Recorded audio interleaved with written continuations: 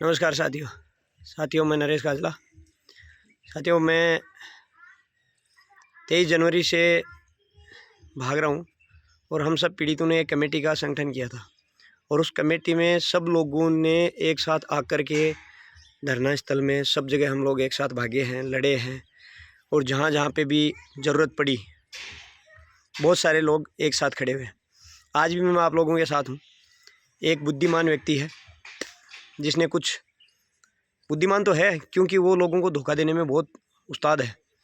उसने कमेटी के सामने गिड़गिड़ाया था कि मेरे पास गोल्ड लोन है, कार लोन है, मेरा घर बिक रहा है। तो कमेटी ने सोचा एक ही व्यक्ति है, वो बात 4 जून की है जो कि संजय जी ने आप लोगों को वीडियो के माध्यम से बताया। तो गिड़गिड़ाया, उसके मामा का लड़का अनिल जी भरत, उसने भी उससे काफ़ी रिक्वेस्ट की। तो हम लोगों ने उसको पेमेंट करवाया, किया, चंदा इकट्ठे करके किया, लेकिन वो पैसा हमें मिला, इसमें कोई दो राय नहीं है। हमने सबने एक कलेक्शन करके किया था, जैसे भी किया। अब जब उस व्यक्ति को पैसा मिल गया तो वो दोगला हो गया, वो दोगला हो गया। और वो बुद्धिमान तो है, इसीलिए ठग लिया हम लोगों को दोबारा। पहले तो किसी और ने ठगा था, लेकिन उसने दोबारा ठग लिया। ठगने के बाद में वो अपनी औकात पे आ गया और उसने टॉर्चर करना शुरू कर दिया। और उस टॉर्चर का प्रभाव ये हुआ, कुछ हमारे भाई जिनको लग रहा था कि हम लोगों के साथ संगठित होकर जो हिसाब करवा सकते हैं, वो भ्रमित हो गए। बोला नहीं, टॉर्चर करने से ही मिलता है, तो उसके साथ जाके खड़े हो गए। और जो मरने की कस्में खाते थे, हम जनता के लिए मरेंगे, हमें अंदर से आदमी लिख के दे दे, अपना चेक दे दे, अपने स्टाम्प पे लिख के दे दे, मैं पैसे देना चाह रहा हूँ, ठीक है, वो हम लोग वो पॉसिबल नहीं कर पाए। ठीक, अब होता क्या है कि जिसके नाम से फर्म है, जिसका नाम वो आदमी बोल रहा है, सेठ जुगल किशोर का चेक दिया, उसके नाम से फर्म थी। अगर वो आदमी उनकी बदौलत गारंटी ले रहा है, तो एक तरफ तो ये लोग बोलते हैं कि वो लोग हमें लिख के दे दें, अपना चेक दे दें, स्टाम्प दे दें, और एक तरफ बोल रहे हैं कि बाहर जो जुगल किशोर है वो तो क्रिमिनल है, उसका चेक तो चलेगा ही नहीं, वो तो कल जेल में बैठ जाएगा, उसका चेक मत लो। और एक तरफ बोल रहे हैं अंदर वाले दे दो, इसका चेक तो मान्य नहीं है और उनका अंदर से मान्य है, वो क्रिमिनल नहीं है। तो ये दोगली बात करने वाले दो मुँहे सांप हैं।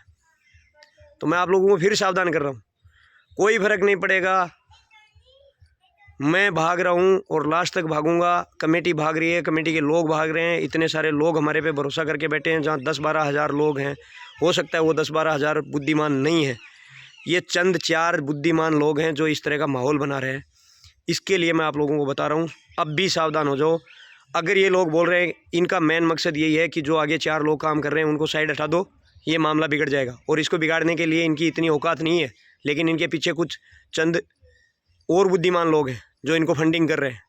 मैंने पहले भी आप लोगों को इंडिकेट किया, मैं किसी का नाम नहीं लेना चाहता, लेकिन आप लोगों को इतनी नसीहत दे रहा हूँ कि जब जब तारीख हुई है उससे पहले इन लोगों ने भड़काया, और अब जब फाइनल स्टेज पे है तो इनको लग रहा है कि नहीं, अब तो ये FIR क्लम्पिंग हो जाएगी, एक साथ सुनवाई होगी।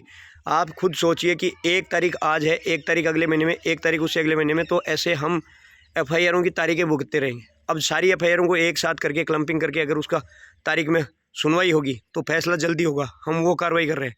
और रही बात, जिन लोगों को मैंने भरोसा दिया है, जिन लोगों ने मेरे कहने से शपथ पत्र और ये सारे दिए हैं, उनके लिए जिम्मेदार नरेश काजला है। उन लोगों के लिए न्याय दिलाने के नरेश काजला जिम्मेदार है, न कि उन बुद्धिमान दोगले लोगों के लिए जो पैसे लेके गंडरा गए। माफ़ी चाहता हूँ, शब्द निकलते हैं और शब्द नहीं। ये जो बोल रहे हैं मेरे साथ ऑनलाइन लाइव आ जाए, ऑनलाइन लाइव नहीं, हमने इतनी बार मीटिंगें रखी हैं, लोग तेलंगाना से केरला तक से मीटिंग में आ गए, लेकिन ये इतने बुद्धिजीवी हैं कि इनके चहेते, इनके चेले, इनके चपाटे मोबाइल माइक के लगा के बोलेंगे कि सतवीर जी संबोधन करना चाह रहे हैं। तो वो बुद्धिमान व्यक्ति ध्यान से सुन लें, मैं फिर दोहरा रहा हूँ, OP चौधरी जो हमारे साथ खड़ा था, वो इस भ्रम में था कि नहीं, सतवीर की तरह टॉर्चर करेंगे तो घर आके पैसे देके जाएंगे। साहब, घर आके पैसे कोई नहीं देके जाएगा। किसी भी समस्या का समाधान अगर एक पंचायत, एक संगठन लेता है तो सोच समझ के सभी लोगों की पीड़ा को ध्यान में रख के लेता है। अगर 2 या 4 लोगों के हाथ में आप ये फैसला छोड़ देते हो तो वो गड़बड़ होता है। हमने हर बार धरने में पूछा है, हम आगे खड़े हो गए तो अभी तक हमने ये नहीं बोला कि नहीं ऐसा नहीं करूँगा, ये नहीं करूँगा, मैं अपनी मर्ज़ी से करूँगा, नहीं बोला है। हर आदमी जो खड़ा था वो एक जिम्मेदारी के साथ आज भी खड़ा है। लेकिन कुछ लोग आए और बोला मैं इस्तीफा दे रहा हूँ, उन्होंने इस्तीफे लिख के भेज दिए। पहले जो कमेटी बनी थी उसमें जितेंद्र जी का इस्तीफा आया हुआ है, विनोद साहब का इस्तीफा आया हुआ है और ओपी जी का इस्तीफा आया हुआ है। आप लोगों को फिर बता रहा हूँ, हम सब लोगों को भरोसे में लेके पनलावा लेके जाने वाले थे। वहाँ से हम लोग संगठित हुए, फिर हम धरने में आए, अपनी मर्जी से सारे लोगों को भावनाओं को ठेस पहुँचाते हुए इस्तीफा दे दिया। क्यों?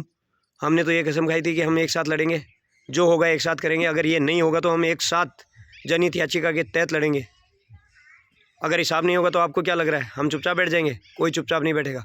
अगला देना चाह रहा है और समझौते के अंदर किसी न किसी व्यक्ति को आगे आना पड़ता है। और आगे आने के लिए जब आप लोगों ने हम लोगों को चुन लिया और आगे कर दिया, हमने हाथ मिला लिया, हाथ मिला के वो अगला बोल रहा है कि मैं हिसाब करूँगा।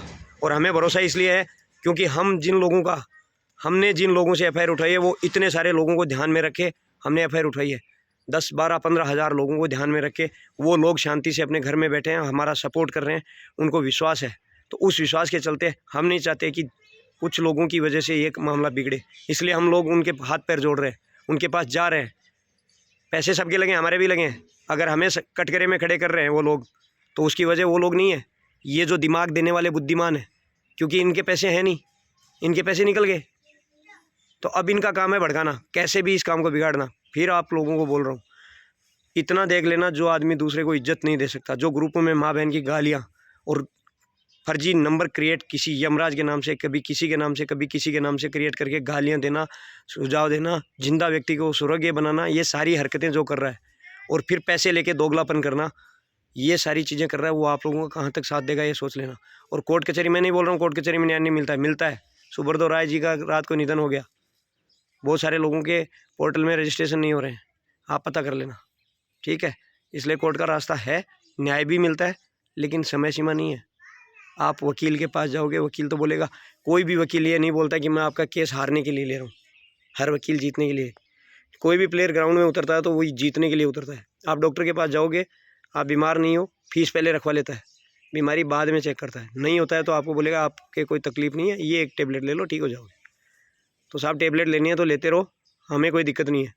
लेकिन हम सारे संगठित लोग हैं और हम जो संगठित हैं उनका हिसाब होगा, इसके लिए हम लोग भाग रहे हैं और लास्ट तक लड़ेंगे। और इनसे कोई फ़र्क नहीं पड़ता, ये चूजे जो बार बार नाम ले रहे हैं ना, अगर इनको इतनी हिम्मत है तो लाइव नहीं, ग्राउंड में आओ, ग्राउंड में आओ, मैं इकट्ठे करूँगा लोग, नहीं तो आप इकट्ठे कर लो, मैं आता हूँ। धन्यवाद।